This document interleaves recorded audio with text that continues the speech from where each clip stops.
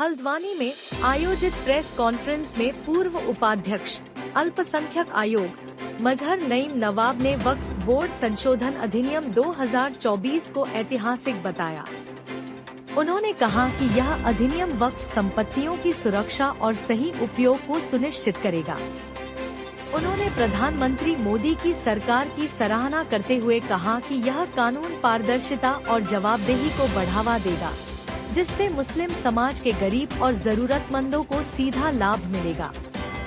नवाब ने कांग्रेस पर आरोप लगाया कि दशकों तक वक्फ संपत्तियों का राजनीतिक लाभ उठाया गया, जबकि अब अवैध कब्जाधारियों पर सख्त कार्रवाई होगी।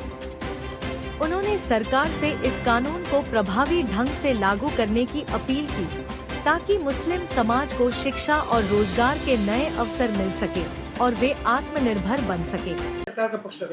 देखिए, जिस तरीके से पिछले एक वर्ष से वक्फ बोर्ड के संशोधन बिल पर चर्चा और संसदीय कमेटी का गठन करके उस संसदीय कमेटी ने लगभग 46 बैठकें पूरे भारत में की।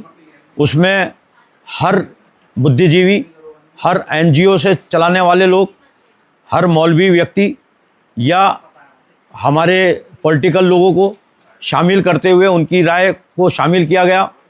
और पूरे देश में जो सच्चर कमेटी की बैठक सच्चर कमेटी की जो एक रिपोर्ट थी, उसको भी उसमें शामिल करते हुए वक्फ का ड्राफ्ट तैयार किया गया। और वक्फ में जो हमारे गठबंधन के दल हैं, जो हमारे सहयोगी दल हैं, उनको भी इसमें शामिल किया गया है। और पूरी तरीके से वक्फ बोर्ड का ड्राफ्ट सही और अच्छा बनाया गया है।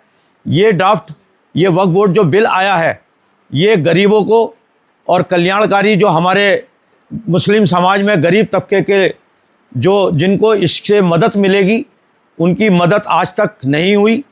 ये 70 वर्षों में लगभग 60 वर्ष कांग्रेस का शासन रहा और अन्य दलों का शासन रहा। भारतीय जनता पार्टी उस सरकारों में शामिल नहीं रही। उसके बाद भी इन्होंने 70 वर्षों में वक्फ की संपत्तियों पर जो कब्जे किए हैं, मुतवल्ली जो हैं वो सारे कांग्रेस के लोग जमे हैं और अन्य दलों के लोग वक्फ संपत्तियों पर काबिज हैं। करोड़ों रुपए की संपत्तियों को खुर्द-बुर्द किया गया। ना उस संपत्तियों से कभी भी गरीबों का भला हुआ है, ना कोई शिक्षा के क्षेत्र में बड़ा काम हुआ है। 1,66,00,000 मदरसे लगभग इससे संचालित होते हैं। 4 लाख लगभग पूरे देश में स्कूल संचालित होते हैं। इबादत गाह, ईदगाह, ये सारी संपत्तियाँ इससे संचालित होती हैं। लेकिन जो उसकी आमदनी थी वो लगातार घटती रही और वक्फ संपत्तियाँ बढ़ती रहीं।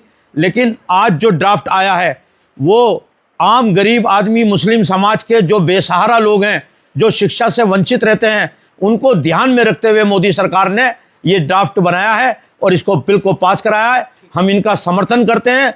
इस पर जो मार पड़ेगी इस बिल के पास होने के बाद उन माफियाओं पे पड़ेगी जिन्होंने लूटा है, जिन्होंने वक्फ को लूट करके और अपनी दुकानें भरी हैं, अपने घर भरे हैं, उनके ऊपर कार्रवाई होगी। वो उस डर से भारतीय जनता पार्टी के बिल का विरोध कर रहे हैं, वक्फ बोर्ड के बिल का विरोध कर रहे हैं। हम इसका समर्थन करते हैं। ड्राफ्ट अच्छा तैयार हुआ है, इससे गरीबों का भला होगा।